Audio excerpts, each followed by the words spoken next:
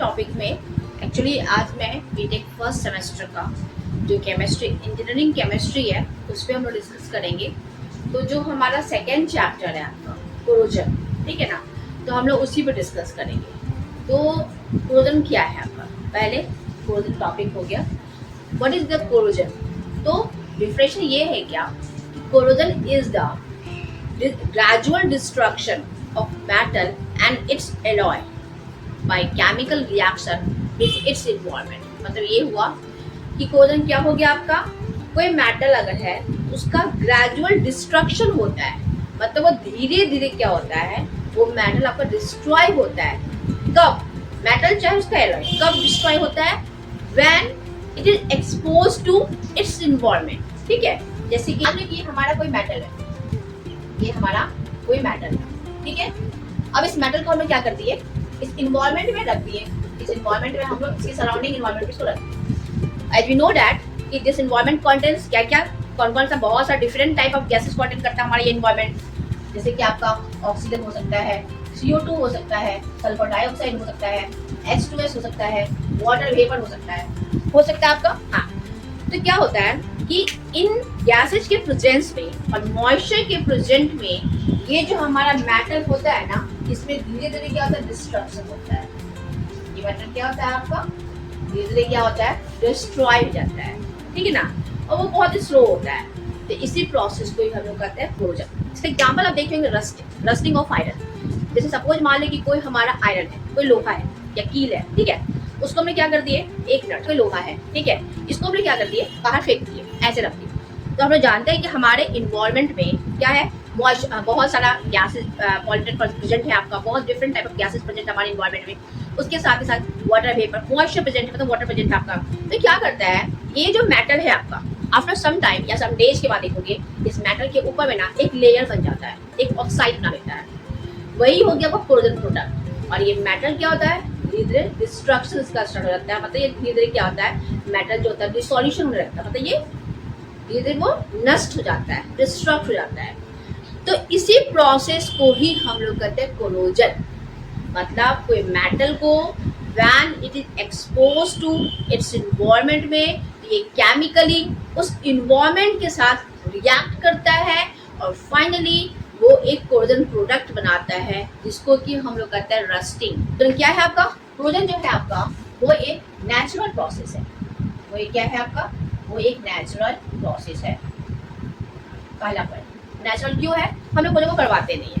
आप जैसे कि इस लोहे को बाहर फेंक दिए, वो नेचुरली क्या हुआ, एक इन्वायरमेंट मिला उसको, आफ्टर सम टाइम में उसके ऊपर एक कोरोजन प्रोडक्ट बन गया। इसके ऊपर में आपका क्या बन गया, एक मेटल ऑक्साइड बना दिया। ये मेटल ऑक्साइड, जिसको कि हम रस्ट भी कर सकते हैं, ठीक है ना, बनाते। तो ये एक नेचुरल प्रोसेस है। दूसरा बात क्या बोला है, ये स्पॉन्टेनियस है, वो अचानक से होता है आपका, ठीक है। कि corrosion is a natural process in which metal is converted into chemically stable compound. मतलब ये क्या बनाया, मेटल ऑक्साइड बनाया। ये क्या है आपका मेटल। आप लोग जानते हो कि कोई भी मेटल, ठीक है ना, जो हम लोग अर्थ क्रस्ट से निकालते हैं या फिर कोई भी मेटल जो होता है ना, वो क्या होता है, केमिकली अनस्टेबल होता है। प्योर फॉर्म में कोई भी मेटल आपका मिलता नहीं है, कोई भी एलिमेंट एग्जिस्ट नहीं करता है प्योर फॉर्म। वो हमेशा कंबाइंड स्टेट में ही हम लोगों को मिलता है, ठीक है। तो कंबाइंड स्टेट में ही वो स्टेबल होता है, इसकी वजह से। जैसे कि हम लोग अर्थ क्रस्ट से कोई मेटल को निकालें, सपोज मान लो ये हमारा जमीन है, इसके नीचे क्या है आपका, मान लो आपका इसके नीचे Fe2O3 है, मतलब एक आयरन ओर है, आयरन ओर। जब वो जमीन के नीचे मेटल ऑक्साइड के फॉर्म में आपका आयरन ओर प्रेजेंट था, तब वो क्या था, वो केमिकली स्टेबल था। अभी वो स्टेबल है, ठीक। अब हम लोग क्या कर रहे हैं, डिफरेंट मेटलर्जिकल प्रोसेस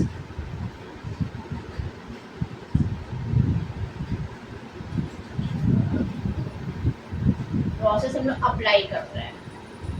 इसलिए कर रहा है, डिफरेंट मेटलर्जिकल प्रोसेस अप्लाई कर रहे हैं, और उसके थ्रू हम लोग इसको क्या दे रहे हैं, एक हीट भी प्रोवाइड कर रहे हैं। आखिर अर्थ क्रस्ट से अगर हमको मेटल को एक्सट्रैक्ट करना है, निकालना है, तो हम लोग हीट प्रोवाइड करेंगे। तो फाइनली क्या होगा, ये हेमेटाइट और जो है ना आफ्टर मेटलर्जिकल प्रोसेस जब अप्लाई कर दिए है, फाइनली इस जमीन से हम लोग को और मिल गया। फाइनली हम लोगों को क्या मिल गया, आयरन ओर से आपका प्योर मेटल आयरन निकाल दिए हैं।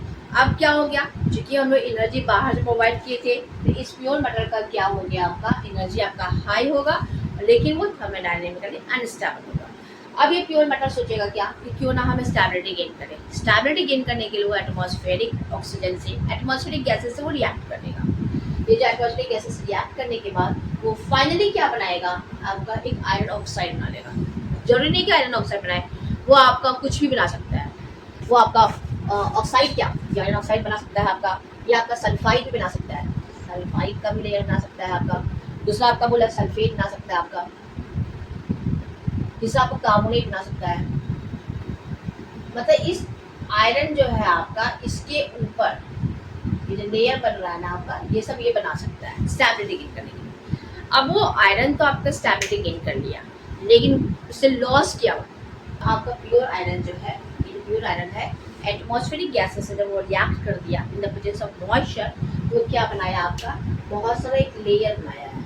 ठीक है ना, वो डिपेंड करता है कि वो किस गैस से रिएक्ट कर रहा है। वो लेयर आपका क्या हो सकता है, वो लेयर आपका ऑक्साइड भी हो सकता है, वो लेयर आपका सल्फाइड भी हो सकता है, वो लेयर आपका सल्फेट भी हो सकता है, और वो लेयर आपका कार्बोनेट भी हो सकता है। ठीक है, तो क्या हो रहा है इस केस में, वो मेटल ऑक्साइड के ऊपर एक जो लेयर बन गया है, ठीक है, जिसकी वजह से क्या हो रहा है, आपका कोरोजन स्टार्ट हो गया। इसी प्रोसेस को लोग कोरोजन कहेंगे। ठीक है, अब क्या हो रहा है, मेटल तो आपका स्टेबिलिटी गेन कर लिया है, लेकिन क्या हो गया, the useful property of the metal such as the malleability, ductility and conductivity had been lost. वो आपका लॉस्ट हो गया। अब मेटल जो है उसका प्रॉपर्टी ही लॉस हो गया। मतलब जैसे इसको खींच के हम लोग तार बनाते हैं ना, मतलब वायर बनाते हैं, जैसे इसको आप खींचोगे वो टूट जाएगा। ठीक, इसको पीट करके हम लोग इसको हीट करके हम लोग थिन शीट में कन्वर्ट करते हैं। जैसे आप इसको हीट करोगे थिन शीट में कन्वर्ट करने के लिए, वो आपका टूट जाएगा। ठीक है, इससे कुछ भी आपका इलेक्ट्रिसिटी फ्लो नहीं हो पाएगा। तो क्या वो यूजफुल हुआ, वो आयरन नहीं, वो यूजफुल नहीं हुआ। ठीक है ना, वो यही बता रहा है क्या कि ये कोरोजन की वजह से प्योर आयरन तो स्टेबिलिटी गेन कर लिया, उसका यूजफुल प्रॉपर्टी ही लॉस हो गया। यही हो गया आपका कोरोजन। ठीक है, अब बोला है क्या कि क्या सभी मेटल जो होता है वो आपका कोरोजन में पार्टिसिपेट करता है, नहीं। प्योर मेटल जो होता है जिसमें कि थोड़ा सा भी इम्प्योरिटी ना हो, अगर मान लो कि 99.99% प्योर अगर है, मतलब 0.01% में इम्प्योरिटी है, तो उसमें कोरोजन आपका होगा ही होगा। ठीक है, तो क्या बात अब ये हो रहा है कि कौन सा मेटल है जो कि आपका कोरोजन में पार्टिसिपेट नहीं करता है, वो है आपका नोबल मेटल। नोबल मेटल मतलब क्या हो गया, नोबल मेटल ऐसा मेटल हो गया जो कि ऑलरेडी स्टेबल फॉर्म में पाया जाता है, और उसका कोरोजन रेजिस्टेंस पावर जो होता है वो आपका हाई होता है। नोबल मेटल के एग्जाम्पल क्या क्या हो गया आपका, सिल्वर हो गया, गोल्ड हो गया, प्लैटिनम हो गया, ये सब आपका नोबल मेटल हो गया। ठीक है, देखियो कि गोल्ड वगैरह में आपका रस्टिंग होता है, नहीं होता है। ठीक है, क्योंकि इसके बाद अगर मान लो रस्टिंग होता भी तो वो ऑक्साइड है वो टूट जाता है। अभी वो डिस्कस नहीं करेंगे। अब ये बोल रहा है कि कोरोजन जो है उसका इफेक्ट क्या हो सकता है, क्या इसका बैड इफेक्ट होगा या इसका गुड इफेक्ट होगा, क्या कोई बता सकता है। गुड इफेक्ट तो मेरे ख्याल से नहीं होगा, बैड इफेक्ट ही होता है, इसकी वजह से हार्म ही होता है। तो पहला कुछ पॉइंट है हम लोग पढ़ेंगे, तो इफेक्ट ऑफ कोरोजन की वजह से क्या इफेक्ट पड़ता है हमारे इन्वायरमेंट पे, लोगों पे क्या असर पड़ता है। ठीक है, फर्स्ट पॉइंट जो है आपका स्ट्रक्चर डैमेज और मैकेनिक इक्विपमेंट डैमेज। मतलब ये हो रहा है क्या कि अगर मान लो कि कोरोजन किसी चीज में लग गया, जैसे हमारा ब्रिज हो गया, मान लो मेटल का कोई ब्रिज है,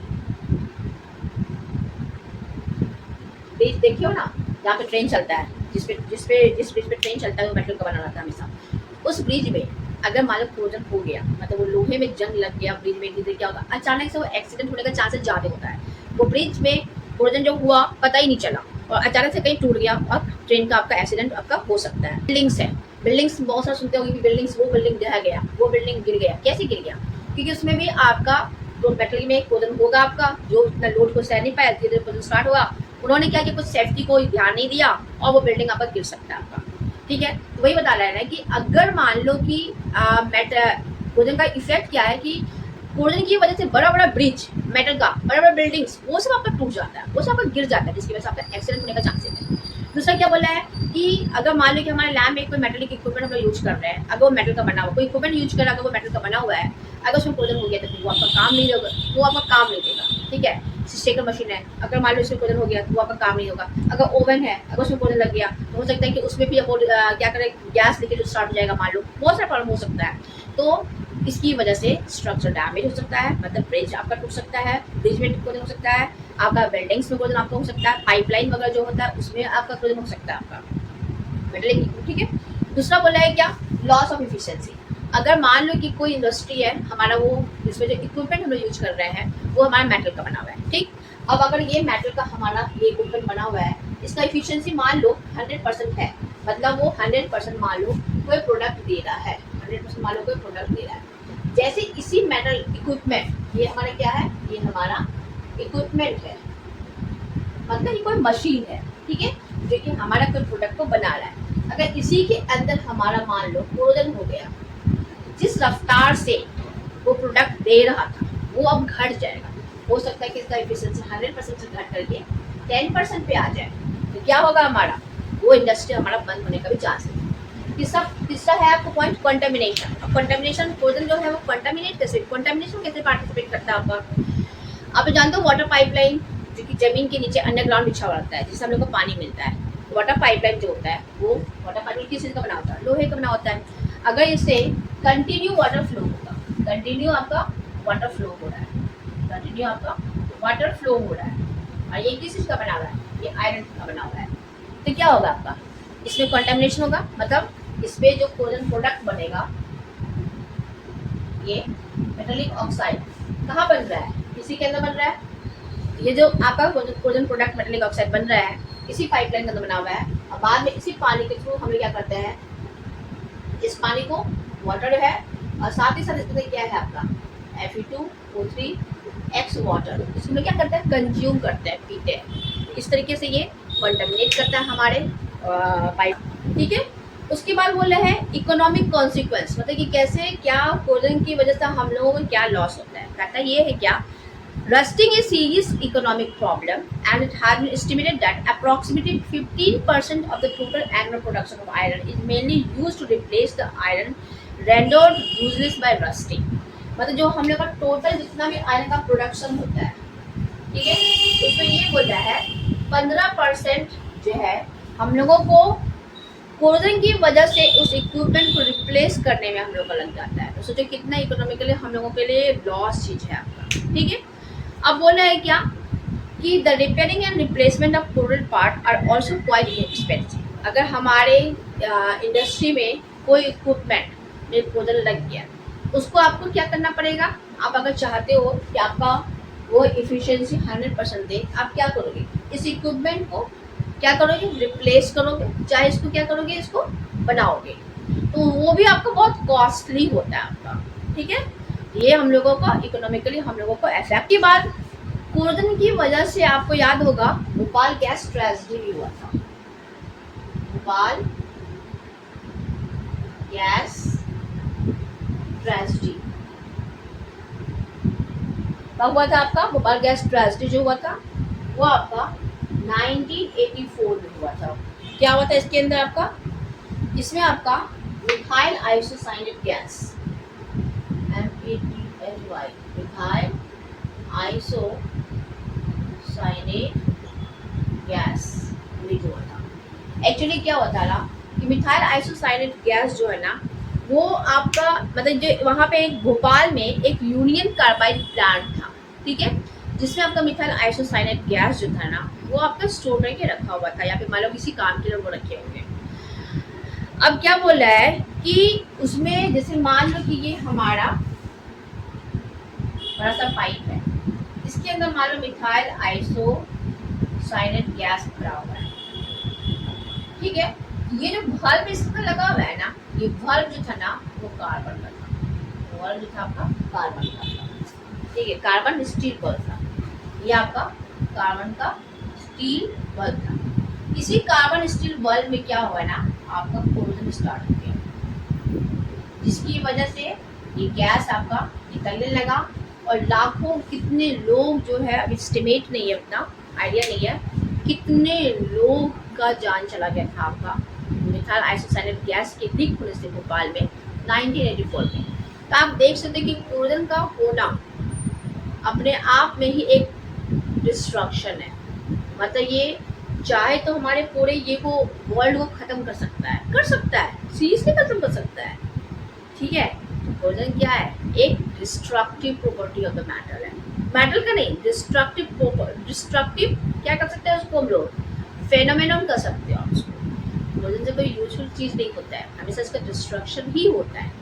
तो क्या हो गया हम लोगों को, फैक्टर इफेक्ट, ये इफेक्ट ऑफ क्लोरीन में क्या हो गया, पहला स्ट्रक्चर डैमेज, जैसे कि हमारा ब्रिज डैमेज हो गया था, उसके बाद तुम्हारा बिल्डिंग्स गिर गया था आपका। ठीक है, आपका ये जो भोपाल गैस ट्रेजेडी बताया था आपका, ये कार्बन स्टील बल्ब यूज करने की वजह से गैस लीकेज हो गया, जिसकी वजह से बहुत बड़ा सा हादसा हो गया था आपका। फिर आपका बोल रहा है कि अगर इक्विपमेंट डैमेज अगर हो गया तो एफिशिएंसी लॉस होता है। फिर बताए थे आपको कि अगर हमारा ये वाटर लाइन जो है आपका, ये वाटर पाइपलाइन जो है जो कि मेटल का बना होता है, इसकी वजह से वो कंटामिनेशन हो सकता है आपका। तो बहुत सारे पॉइंट ऐसा है जिसकी वजह से हमारा क्लोरीन स्टार्ट होता है, क्लोरीन का वजह से हम लोगों को लॉस होता है। अब हम पढ़ेंगे टाइप्स ऑफ क्लोरीन के बारे में। ठीक है, तो on the basis of working environment, मतलब कि आपका कोई मेटल जो है वो किस इन्वायरमेंट में है, ठीक है ना, उसके बेसिस पे क्लोरीन को हमने दो टाइप में डिवाइड किया है। देखिए आपका वेट क्लोरीन, दूसरा हो गया ड्राई क्लोरीन। ठीक है, जैसे कि नाम है वेट क्लोरीन, वेट मतलब गीला, तो ये कहाँ पे होगा, इन the presence of moisture, in the presence of moisture, मतलब वाटर के प्रेजेंस में, या इलेक्ट्रोलाइट कर सकते हो आप, या आपका इलेक्ट्रोलाइट की प्रेजेंस में भी हो सकता है। ड्राई क्लोरीन मतलब क्या हो गया, in the absence of, sorry, in the absence of moisture. तो एग्जांपल देखोगे तुम ओवन में, फर्नेस में, ठीक है। हाँ, उसके बाद बोल रहा है क्या, ड्राई क्लोरीन जो होगा जहाँ पे कि आपका मॉइस्चर नहीं प्रेजेंट होगा वहाँ पे ही आपका ड्राई क्लोरीन होगा। फर्नेस वगैरह देखना, वहाँ पे ड्राई क्लोरीन होता है। उसके बाद बोल रहा है क्या कि ये जो होता है ना, ये बहुत रैपिड प्रोसेस होता है, मतलब फास्ट प्रोसेस होता है, ये आपका रैपिड प्रोसेस होगा। देखिए ये वाला जो होता है ड्राई क्लोरीन जो होता है ना, वो आपका स्लो प्रोसेस होता है, स्लो प्रोसेस होता है। ठीक है,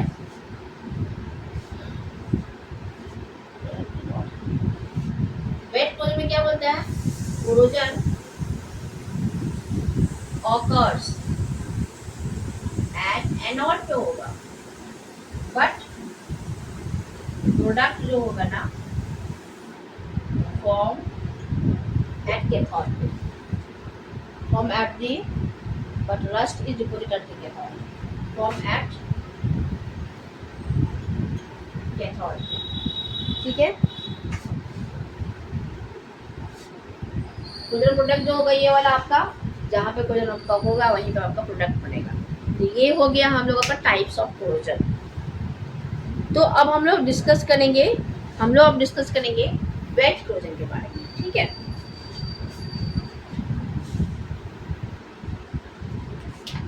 वेट क्लोरीन को ही हम लोग कहते हैं इलेक्ट्रोकेमिकल क्लोरीन, इलेक्ट्रोकेमिकल क्लोरीन। ठीक है, इसमें बोलता है वेट क्लोरीन क्या होता है, वेट क्लोरीन को हम इलेक्ट्रोकेमिकल क्लोरीन कहते हैं। वेट क्लोरीन कब होता है, ऑकर्स व्हेन ए मेटल, ये मान लो हमारा मेटल है, when a metal is exposed to an electrolyte, किसी इलेक्ट्रोलाइट के पास इसको ले आओ, चाहे वो मॉइस्चर हो, चाहे कोई एसिड हो, चाहे वाटर, कुछ भी हो। इसको इस केस में क्या होता है ना, जैसे आप इस मेटल को आप इन्वायरमेंट में, मॉइस्चर वाले इन्वायरमेंट में लाते हो, तो मेटल के सेम सरफेस पे ही एक तरफ आपका एनोड बना देगा और एक तरफ आपका कैथोड बना देगा। ठीक, अब क्या होगा, एनोड जो पार्ट बनाया है वो क्या करेगा, उसमें आपका ऑक्सीडेशन होगा, जबकि कैथोड जो पार्ट बनाया उसका आपका रिडक्शन होगा। एनोड जिसमें ऑक्सीडेशन हो रहा है, मतलब लॉस ऑफ इलेक्ट्रॉन हो रहा है, ये इलेक्ट्रॉन लॉस करके किसके पास जा रहा है, कैथोड के पास। कैथोड इस इलेक्ट्रॉन को गेन कर रहा है, तो यही हो गया जिसकी वजह से आपका एक कोलन प्रोडक्ट बनेगा आपका, वो मैं अभी आपको डिटेल में बता दूँ। ठीक है, सपोज ये हमारा एक मेटल है, ये हमारा एक मेटल है, ठीक। इसको हम इस इन्वायरमेंट में डाल दिए, ठीक है। जैसे इस इन्वायरमेंट में डालें, ये हमारा मान लो मेटल आयरन है, ये मेरा आयरन है, तो इस पे एक वाला पार्ट और दो पार्ट, इस पे दो एरिया बन जाएगा, ठीक। एक एरिया को हम लोग कहेंगे एनोड या कैथोडिक एरिया, और ये हो जाएगा आपका कैथोडिक एरिया, ये कहेंगे कैथोडिक एरिया कहो या इसको कहो कैथोड, ठीक है। अब क्या हो रहा है कि जैसे सेम सरफेस पे आपका एनोड बन गया, कैथोड बन गया, तो एनोड पे हमेशा याद रखिएगा कि एनोड पे हमेशा क्या होता है, ऑक्सीडेशन होता है। एनोड पे हमेशा ऑक्सीडेशन होता है। ऑक्सीडेशन मतलब क्या हो गया आपका, loss of electron, loss of electron by the metal, ठीक। अब ये चूंकि आयरन का बना हुआ है, ये क्या करेगा, अपना एक एक्स्ट्रा इलेक्ट्रॉन को लॉस कर देगा, ठीक है। अब ये इलेक्ट्रॉन यहाँ से मूव करेगा, यहाँ जाएगा, यहाँ जाएगा, ठीक। और ये कैथोडिक एरिया क्या करेगा, इस इलेक्ट्रॉन को आपका गेन कर देगा आपका, ठीक है। तो यहाँ पे आपका दो टाइप का रिएक्शन होगा, एक आपका एनोड पे क्या रिएक्शन होगा, एक आपका कैथोड पे क्या रिएक्शन होगा। फाइनली एनोड पे जो इलेक्ट्रॉन लॉस हुआ था, ये जो मेटल है वो एनोड पे, मेटल क्या कर दिया आपका, एनोड वाले पोर्शन पे इलेक्ट्रॉन को लॉस कर दिया। यही इलेक्ट्रॉन जो है ना, ये कैथोडिक एरिया क्या किया, उसको वो गेन कर दिया, ठीक है। फाइनली क्या हो गया आपका, एनोड पे आपका केटायंस बनाया, एम पे N+ चार्ज बनाएगा, लेकिन कैथोड पे आपका क्या बना देगा आपका, O2 पे माइनस चार्ज बन सकता है, OH पे माइनस चार्ज बन सकता है आपका। और थर्ड स्टेप में क्या होगा, इन दोनों का डिफ्यूजन स्टार्ट हो जाएगा, इन दोनों का डिफ्यूजन हो जाएगा स्टार्ट, और फाइनली आपका प्रोडक्ट बनेगा FeOH का होल 2, ये आपका प्रोडक्ट बनेगा, ठीक है। तो इलेक्ट्रोकेमिकल रिएक्शन और वेट कोजन में किस टाइप का रिएक्शन होता है, मैं अभी आपको लिख के दिखा दूँ, ठीक है। तो इस पे ऑक्सीडेशन, एनोड पे क्या हो रहा है आपका, एनोड पे आपका ऑक्सीडेशन हो रहा है। मेटल कौन सा यूज किए, आयरन, आयरन क्या करेगा आपका, Fe क्या करेगा आपका, वो Fe2+ चार्ज बना लिया, प्लस 2 इलेक्ट्रॉन लॉस कर दिया, इसी प्रोसेस को कहेंगे हम लोग ऑक्सीडेशन। तो देखिए कहाँ हो रहा है, यहाँ पे देखिए Mn+ बनाया ना, ये आपका, ये यहाँ बन गया आपका, ये टाइम बना दिया। अब ये इलेक्ट्रॉन यहाँ से मूव करते मॉइस्चर कंडक्टिंग मीडियम के हेल्प से, यहाँ पे मॉइस्चर में आपका वाटर भी प्रेजेंट है, हेल्प करके यहाँ पे चला गया, कैथोडिक एरिया में चला गया। एक minute रुकिएगा,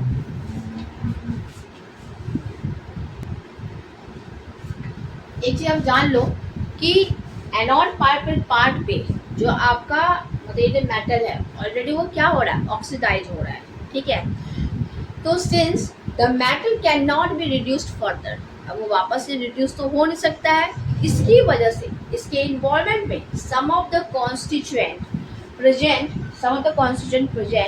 in the corrosion medium take part in the cathodic reaction. मतलब यहाँ पे आयरन तो ऑलरेडी आपका इसका ऑक्सीडेशन हो चुका है, इसलिए रिडक्शन तो इसका होगा नहीं, उससे पार्टिसिपेट नहीं करेगा। तो कैथोड पे भी एक रिएक्शन होगा जिसमें कि आयरन पे कोई असर नहीं पड़ेगा, hence the metal atom at the cathodic area are unaffected by the cathodic reaction, इसमें कोई फर्क नहीं पड़ेगा। तो कैथोडिक रिएक्शन क्या होगा आपका, कैथोड में क्या रिएक्शन होगा आपका,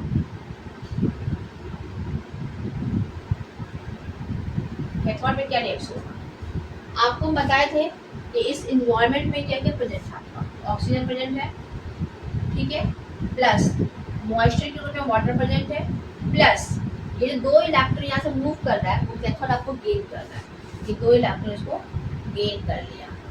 फाइनली वो क्या बना देगा आपका 2OH माइनस चार्ज। या मैं आपको बताई थी ना, कैथोड पे आपका हाइड्रोक्सिल आयन बन सकता है, ऑक्साइड भी बन सकता है, वो मैं आगे बताऊंगी। ये रिएक्शन को क्या करते हैं, इसको हम रिडक्शन कहते हैं, इसको हम रिडक्शन कहते हैं। तो ये कहाँ हो रहा है आपका, ये आपका कैथोड हो रहा है, क्योंकि यहाँ पे इलेक्ट्रॉन को ये गेन करता है। ये हो गया आपका वेट क्लोजर, जिसमें कि आपका सेम सरफेस पे ही ये दोनों रिएक्शन हो रहा है। फाइनली क्या होगा, डिफ्यूजन ऑफ आयंस होगा, मतलब ये जो आपका आयंस बना ना Fe2+ चार्ज बना है और ये आपका आयंस बना, ये दोनों आपस में डिफ्यूज करेंगे with the help of conducting medium और फाइनली वो क्लोजन प्रोडक्ट बनाएंगे। ठीक है, वो क्लोजन प्रोडक्ट क्या बनाएंगे आपका, उसके बाद बता रही होगी आपको।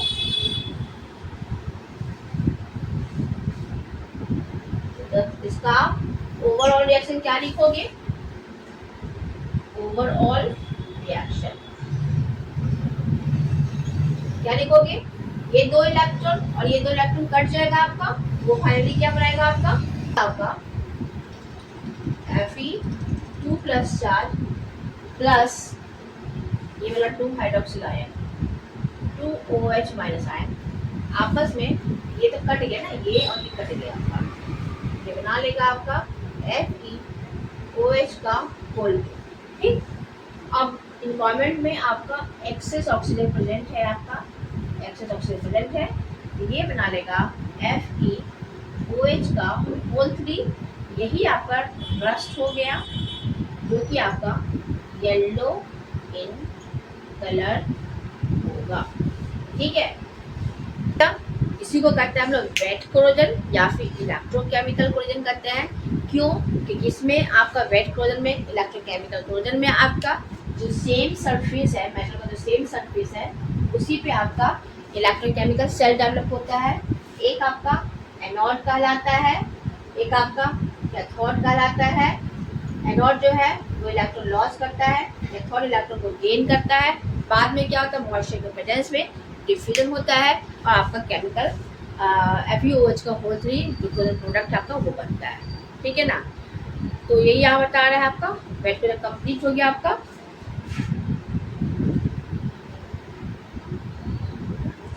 वेट कोरोजन को हम लोग इलेक्ट्रोकेमिकल कोरोजन कहते हैं, वही क्यों, क्योंकि ये वेट कोरोजन को वेट कोरोजन क्यों कहते हैं, क्योंकि take place in the presence of wet, moisture के प्रेजेंस में आपका होता है, इसीलिए। अब बोला है क्या कि आपको पूछा जाएगा कि इलेक्ट्रोकेमिकल कोरोजन में क्या क्या होता है, वही जो मैं अभी जस्ट बताई थी वही आपको बताना है। Development of separate anodic and cathodic area on the same metal surface पे, पहला पॉइंट। दूसरा, occurrence of oxidation take place at the anode while reduction take place at the cathode. ठीक है, हाँ। तीसरा, the electron release at the anode is captured by the cathode. ठीक है, और non metals like hydroxyl ion and oxygen O2 charge oxide ion are form at the cathodic area पे। और fourth क्या कहोगे, डिफ्यूजन ऑफ किसका, metallic and non metallic.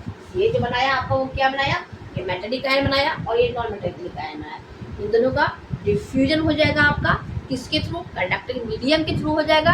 और finally आपका कोरोजन प्रोडक्ट जो है आपका वो आपका बनेगा किसके बीच में, एनोड एंड कैथोडिक एरिया के।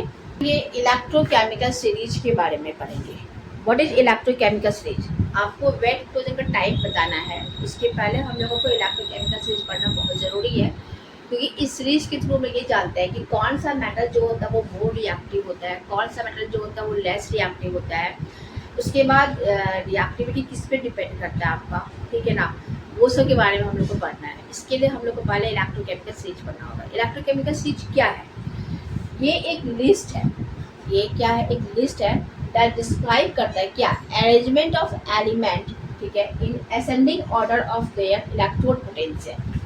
ये अरेंजमेंट ऑफ एलिमेंट्स है जिसमें कि इनका हम लोग इस तरीके से अरेंज करते हैं, ascending order of electrode potential, standard reduction potential, या फिर कह सकते हो आपको इलेक्ट्रोड पोटेंशियल जिसका इंक्रीज करेगा उसके ऑर्डर में हम लोग अरेंज करना है। मतलब ये हुआ कि पोटेशियम का अगर आपका रिडक्शन पोटेंशियल का वैल्यू क्या है आपका -2.95 है, ठीक है। आयरन में जब जाओगे बाकी का वैल्यू नहीं लिखा है, इसका -2.95 था, इसका -0.44, देखो आप इंक्रीज कर रहा है। टीन पे आओगे तो -0.14 आएगा। हाइड्रोजन का 0 वोल्ट होता है आपका, ठीक है। सिल्वर जब कॉपर पे आओगे तो ये हो जाएगा आपका 0.337 वोल्ट हो जाएगा, और जब आप सिल्वर पे आओगे तो देखो इंक्रीज कर रहा है। मतलब ये हुआ कि इलेक्ट्रोकेमिकल सीरीज एक ऐसा सीरीज है जिसमें कि हम लोग एलिमेंट्स को अरेंज करते हैं in ascending order of their electro reduction potential के वैल्यू से, ठीक है। जबकि इसके जस्ट अपोजिट में इसका, जैसे हम लोग ऊपर से नीचे की ओर आ रहे हैं इलेक्ट्रो पोटेंशियल उसका बढ़ रहा है, लेकिन आपका रिएक्टिविटी ऑफ द एलिमेंट जो होता है ना, वो आपका क्या हो रहा है, आपका वो डिक्रीज कर रहा है। आप देख सकते हो क्या कि पोटेशियम का इलेक्ट्रो रिडक्शन पोटेंशियल का वैल्यू जो है ना, वो आप क्या है आपका, वो बहुत कम है, -2.95 है आपका, ठीक है। तो वो आपका मोस्ट रिएक्टिव मेटल हो जाएगा। लेकिन जैसे जैसे हम नीचे की ओर आ रहे हैं तो गोल्ड का देखो आपका रिडक्शन पोटेंशियल का वैल्यू सबसे अधिक 1.50 का वो इंक्रीज हो गया है, तो गोल्ड का रिएक्टिविटी जो है ना वो आपको डिक्रीज कर रहा है। तो यही आपका इलेक्ट्रोकेमिकल सेट जो है मेनली वो बताता है कि रिएक्टिविटी सीरीज जो है, इसको हम रिएक्टिविटी सीरीज भी कहते हैं। इसमें हम ये बताते हैं क्या, जब हम लोग ऊपर से नीचे की ओर आते हैं, असेंडिंग ऑर्डर में जाते हैं, तो आपका रिएक्टिविटी जो है वो आपका डिक्रीज करेगा, ठीक है। इसका मतलब ये हुआ कि जो गोल्ड है ना आपका लेस रिएक्टिव है, किससे, सिल्वर से, सिल्वर लेस रिएक्टिव है, मरकरी से, मरकरी लेस रिएक्टिव है, कॉपर से, फिर हाइड्रोजन तक न्यूट्रल हो गया आपका, फिर आपका लेड हो गया, ऐसे करके, ठीक है। अब इसको मैं प्रूव करने के लिए एक चीज़ मैं आपको बताना चाहता हूँ। आप लोग इलेक्ट्रोड तो जानते हो आपको, जब आपको इलेक्ट्रोकेमिस्ट्री पढ़ोगे तो आप लोग इलेक्ट्रोड उसको पढ़ोगे, कॉपर का इलेक्ट्रोड आता है, मरकरी का इलेक्ट्रोड आता है, हाइड्रोजन का इलेक्ट्रोड, ठीक है। ऐसे भी आप समझो, इस सीरीज को आप देख के आपको ध्यान होगा कि इसमें हाइड्रोजन के ऊपर जितने भी मेटल हैं, ठीक है, जितने भी एलिमेंट्स हैं, सबका इलेक्ट्रो रिडक्शन पोटेंशियल का वैल्यू माइनस में आ रहा है ना। हाँ, हाइड्रोजन का इलेक्ट्रो रिडक्शन पोटेंशियल का वैल्यू जो होता है वो 0 होता है, ठीक। अभी मैं उतना डिटेल डिस्कस नहीं करूँगी। अब होता क्या है समझिए, होता ये है कि मान लो कि ये हमारा स्टैंडर्ड हाइड्रोजन इलेक्ट्रोड है, ये हमारा हाइड्रोजन इलेक्ट्रोड है जिसका कि रिडक्शन पोटेंशियल का वैल्यू 0 है। जब इस इलेक्ट्रोड से, ठीक है, हम लोग क्या करेंगे, मान लो कि ये आयरन वाले इलेक्ट्रोड को हम लोग कनेक्ट कर दिए, तो इसका इलेक्ट्रो पोटेंशियल का वैल्यू 0 है, इसका इलेक्ट्रो पोटेंशियल का वैल्यू क्या है आपका, माइनस में आ रहा है, ठीक है। जैसे आप इसको स्टैंडर्ड हाइड्रोजन इलेक्ट्रो पोटेंशियल से, मतलब इस हाइड्रोजन वाले इलेक्ट्रोड से कनेक्ट करोगे आयरन इलेक्ट्रोड को, तो ये आपका बिहेव करने लगेगा एनोड की तरह। जो आपका ये आपका बिहेव करेगा एनोड की तरह, और जो आपका एनोड की तरह बिहेव करेगा उसका हो जाएगा ऑक्सीडेशन, ठीक है। इसलिए भी लास्ट रिएक्शन में बताई थे ना, आयरन क्या करता है आपका, आयरन जो होता है इलेक्ट्रॉन को लॉस करता है, ठीक है। अब इसको हटा दिए, अब हम लोग क्या कर दिए, एक हाइड्रोजन इलेक्ट्रोड ले लिए, अब इस कॉपर इलेक्ट्रोड को इससे अटैच कर दिए। कॉपर का इलेक्ट्रोड पोटेंशियल का वैल्यू पॉजिटिव है, हाइड्रोजन का 0 है। आप देखोगे क्या कि जैसे इस इलेक्ट्रोड को हाइड्रोजन इलेक्ट्रोड से अटैच किए हैं तो ये बिहेव करेगा आपका कैथोड की तरह, ठीक है। मतलब ये कॉपर जो है ना आपका, वो आपका बिहेव करेगा कैथोड की तरह, इसी वजह से इसमें आपका होगा रिडक्शन, ठीक। अब रिएक्टिविटी सीरीज में देखो, जब ऊपर से नीचे की ओर आ रहे हैं रिएक्टिविटी घटता जा रहा है, मतलब आयरन जो है ना वो मोर रिएक्टिव हो जाएगा आपका कॉपर से। अगर आयरन और कॉपर दो मेटल अगर आप लोगे तो कॉपर पर आपका रिडक्शन होगा, वो प्रोटेक्टिव रहेगा, वो उस पर कोई क्लोजर नहीं होगा। लेकिन आयरन जिसपे कि आपका जो कि ऑक्सीडेशन हो रहा है उस पर आपका क्लोजन स्टार्ट हो जाएगा। तो यही हो गया आपका इलेक्ट्रोकेमिकल सीरीज स्टार्ट हो गया आपका। देखो द नेगेटिव साइन, मैं इसको पढ़ती हूँ, the negative sign of standard reduction potential, ये है negative sign of standard reduction potential indicate that an electrode which when joined with standard hydrogen electrode, अगर इस इलेक्ट्रोड को हम लोग स्टैंडर्ड हाइड्रोजन इलेक्ट्रोड के साथ ज्वाइन करेंगे तो ये electrode act as the anode की तरह ये बिहेव करेगा, और इस पे आपका क्या हो जाएगा, आपका इस पे आपका हो जाएगा ऑक्सीडेशन, ठीक है। वाइल बोला है the positive sign of standard hydrogen, positive sign of standard reduction potential, ठीक है। मान लो कि ये जिंक ही लेना, जिंक इसमें दिखा रहा है, मान लो ये कॉपर ही ले लिए, ये क्या करता है आपका जब इस इलेक्ट्रोड को हम लोग स्टेनर हाइड्रोजन इलेक्ट्रोड के साथ ज्वाइन करेंगे तो ये बिहेव करेगा आपका कैथोड की तरह और इसमें हो जाएगा आपका रिडक्शन। अब हम लोग पढ़ेंगे फॉर्म्स ऑफ कोरोजन, मतलब फॉर्म्स ऑफ वेज कोरोजन। ठीक है,